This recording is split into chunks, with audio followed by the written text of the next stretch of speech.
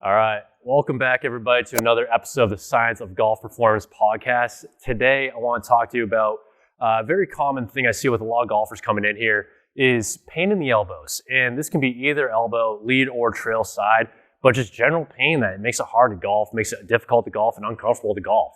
So today I want to talk about a few different causes, a couple things you can look at, as well as a couple things you can do to start treating it too if you're experiencing golf pain or elbow pain yourself. Some things you may have referred or heard of golf pain or golf elbow pain as golfer's elbow before.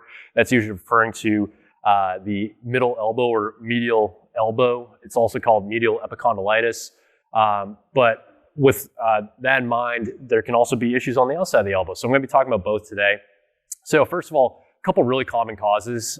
One is simply just taking a heavy divot can sometimes just cause a twinge, some discomfort in there. It's one of those things that can, occur just on one swing and then you feel for the rest of the round or even after the round, or it might just temporarily feel it and then it goes away.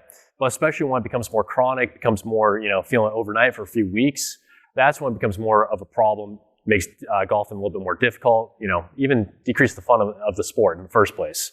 So that's really common, is just taking a hard divot. Number two is actually when you're taking too thin of a shot and your hands get through too quick. When the hands get through really quick, it can cause the elbow to extend really fast too. And when you thin a shot and not grabbing much ground, it's kind of the opposite of that first cause I just mentioned, but you can actually cause the elbow to basically whiplash through and can put a lot of stress on the elbow itself. And number three, this is probably the most common that I see, is actually not because of the elbow being an issue, but because the shoulders are tight. A really, really great way to see if you're tight in the shoulders is by doing this home assessment. Looking at the shoulders. I'm going to talk you through it right here. So if you go and say you're looking in a mirror, for example, go parallel with the mirror so you can see yourself from the side view like you're looking at myself right now. All right. Next thing, stand up nice and tall. Bring that elbow up, and so it's right towards the height of the shoulder. And now from the elbow, rotating the hand backwards as far as you can. You can see my shoulder a little bit tight there, but I can just get past this angle of my spine. That's what I'm trying to reference it to. Okay. Now, the big thing is if you're finding yourself here where the angle of the forearm and the angle of the spine is different and you're not quite getting all the way to that angle, you're a little bit tight. If you're getting right there where it's more even, then you're on the right track, but ideally you want to find yourself getting all the way back here. After you've done that, say you pass on both sides, try now more in like a golf posture, more in a, like you're about to swing a wedge out of the sand trap, right? So same starting position, more of a hinge, but now I'm getting to that shoulder, that elbow at shoulder height again, and doing the same thing, rotating backwards. You can see I'm a little tight here. I got a little work to do here. So, especially when you're finding that you're a little bit tight in the shoulders, when you're going through the swing, it's very common that basically, even though the shoulder's tight, the blunt of the force can be found or felt right in the elbow. So now the question is, what is the cause? So, especially if you're seeing that the shoulder mobility is a problem, then that's going to be the number one thing you got to start working on. If you're finding that the shoulders are okay and maybe you've taken a recent heavy divot and you just find that there's pain there, then maybe it's more of a local issue to the elbow. So first, I want to talk to you about the local issue to the elbow. All right. So a couple things you can start doing. All right. I want you to first at home, and you can pause the video if you need to. First, move the wrist around, rotate it, and see if there's any specific motions that cause the pain. That's going to be key here. All right. Number two, I want you to take a golf ball, all right? And I got one right here. Now with that same exact motion, so for example, say I got some pain with wrist extension, so I'm bringing the wrist back. I'm going to bring the golf ball up to the outside of my elbow, push in on that spot, and maybe even find a little tender spot there, all right?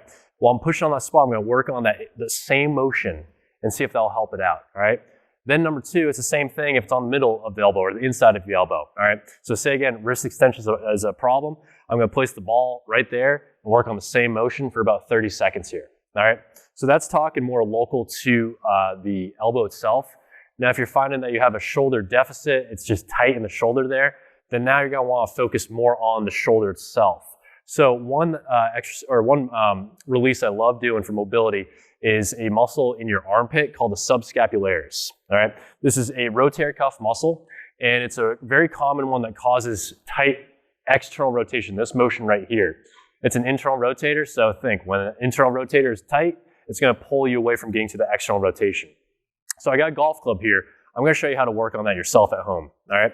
So if you bring your arm up and expose that armpit, I'm talking all the way back here, way back in the armpit. All right, so I'm pushing right against the rib cage all the way to this back wall. All right, if I move my arm around, I'll feel that muscle right there moving underneath my fingers. It might feel a little tender too.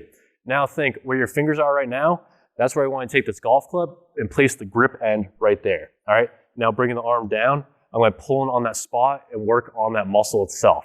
This will focus on the muscle, and the key here is holding this for time, so about 30 seconds, because what you're doing is by doing sustained push, you're basically sending signals to the muscle to, hey, we got to chill out here and relax, all right? So as that relaxes, hold that for about 30 seconds. You can do it a couple times, right? Once you're good there, going back to that standing test and see if there's any difference.